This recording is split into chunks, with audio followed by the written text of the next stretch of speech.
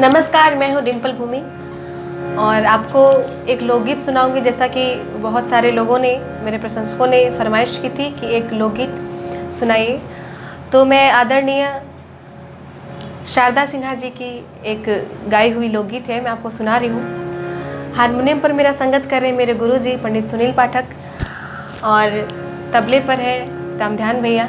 आइए सुनाती हूँ आपको।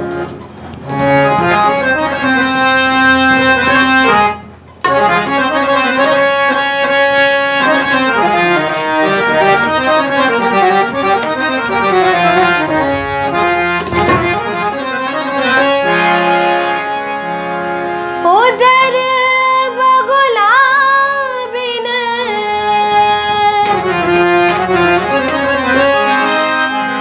उजर बगुला बिन